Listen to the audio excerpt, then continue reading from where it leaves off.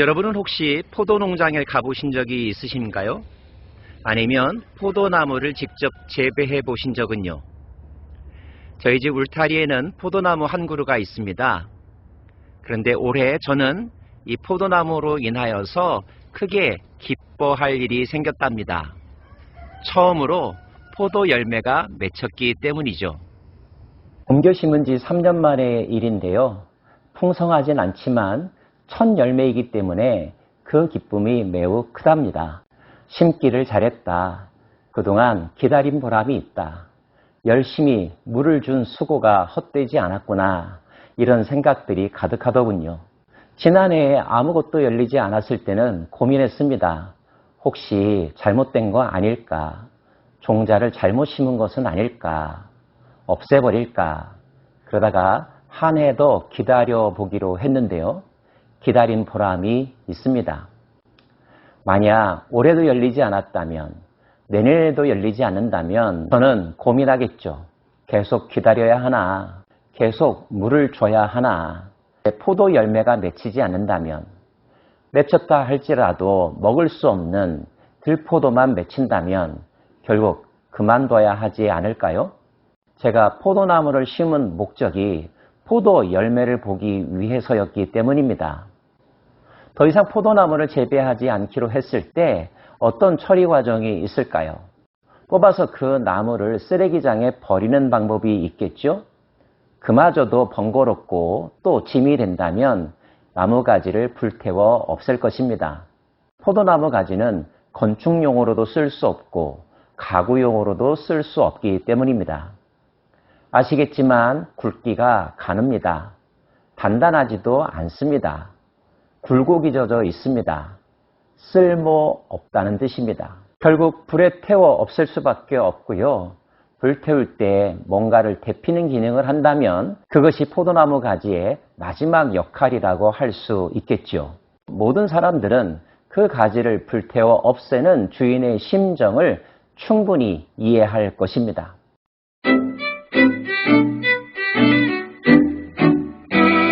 포도나무의 원산지는 중동 지방이라고 합니다.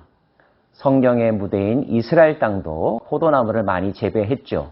포도나무와 관련된 비유, 교훈들이 참 많이 있습니다. 하나님은 포도나무를 예루살렘 또는 이스라엘 민족으로 비유하여 설명하곤 하십니다. 예수님도 그러셨고요. 포도나무와 더불어서 비유에 자주 사용되는 또 하나의 나무는 바로 무화과입니다. 포도나무이든 무화과 나무이든 그것을 재배하는 목적은 관상용이 아니라 열매를 얻기 위함입니다. 그러므로 열매를 맺지 못하는 나무는 쓸모가 없게 되는 거죠. 쓸모 없게 된다면 어찌할까요? 하나님은 포도나무나 무화과 나무가 열매 맺지 못할 때 그 나무를 불태워 없애듯이 예루살렘이나 유다 민족들이 하나님이 기뻐하시는 삶을 살지 못하고 그들의 삶에서 풍성한 열매를 맺지 못한다면 그 땅을, 그 사람들을 진멸하겠다고 말씀하십니다. 그 외에는 달리 용도가 없기 때문입니다. 그 나무를 가지고 무엇을 제조할 수 있겠느냐? 그것으로 무슨 그릇을 걸 못을 만들 수 있겠느냐? 그러므로 주 여호와께서 이같이 말씀하셨느니라. 내가 숲을 가운데 있는 포도나무를 불에 던질 땔감이 되게 한 것 같이 내가 예루살렘 주민도 그같이 할지라.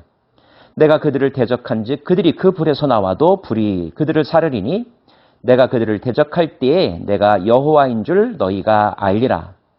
내가 그 땅을 황폐하게 하리니 이는 그들이 범법함이니라. 나 주 여호와의 말이니라 하시니라. 포도나무인 예루살렘 또는 유다 백성들이 열매를 맺지 못한다는 것은 하나님의 말씀을 불순종했다는 것, 하나님을 대적했다는 것으로 설명하십니다.